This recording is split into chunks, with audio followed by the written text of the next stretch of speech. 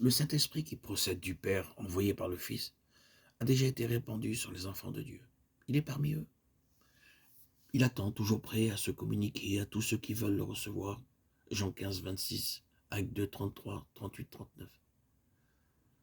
Attendre que l'Esprit descende n'est donc pas conforme à l'enseignement général des actes et des épîtres, qui met plutôt l'accent sur le devoir impérieux de revendiquer, de vouloir non seulement l'union avec le Seigneur Jésus en sa mort et sa vie de résurrection, mais aussi la promesse du Père, ce revêtement de puissance qui descendit sur les disciples au jour de la Pentecôte.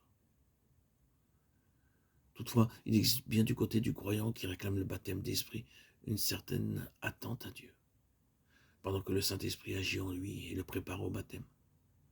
Mais ceci est bien différent de cette attente pour qu'il vienne, qui a si fréquemment ouvert la porte aux manifestations sataniques du monde invisible. Lorsqu'un enfant de Dieu réclame sa part du don de Pentecôte, le Seigneur répond immédiatement à cette attente. Mais la manifestation de son esprit, la preuve qu'il est venu et qu'il agit, peut ne pas correspondre aux idées particulières du croyant.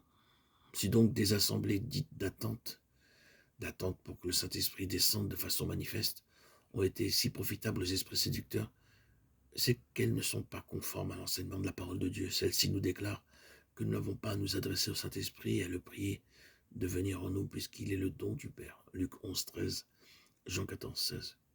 Nous n'avons pas à attendre le Saint-Esprit,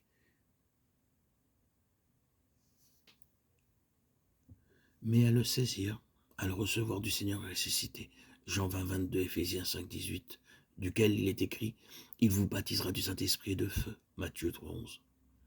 C'est pourquoi adresser des requêtes à l'Esprit, se confier en l'Esprit, obéir à l'Esprit, attendre que l'Esprit descende, sont autant d'attitudes contraires à l'enseignement des Écritures, de sorte que ces choses dégénèrent souvent en prière, confiance, obéissance aux mauvais esprits qui ont le pouvoir de contrefaire l'action de Dieu, comme il est très souvent vu. D'autres erreurs encore, assez généralement répandues, se greffent sur des phrases comme celle-ci: Dieu peut toutes choses. Si je me confie en lui, il me garde. On me méconnaît que l'action de Dieu repose sur certaines lois auxquelles doivent se conformer ceux qui se confient en lui pour être gardés. Si j'avais tort, Dieu ne se servirait pas de moi. Ici, on ignore que lorsque Dieu rencontre dans l'homme la droiture et la bonne volonté, il se sert de cet homme dans la plus grande mesure possible. Mais le fait que Dieu se sert d'un chrétien ne garantit nullement que celui-ci ait raison dans tout ce qu'il fait ou tout ce qu'il dit. Je n'ai pas de péché où le péché était parfaitement enlevé. On n'a pas réalisé à quel point la nature pécheresse héritée d'Adam s'est enracinée dans la créature déchue. Et combien cette présomption que le péché est parfaitement éliminé de l'être tout entier favorise l'ennemi et nourrit la vie naturelle.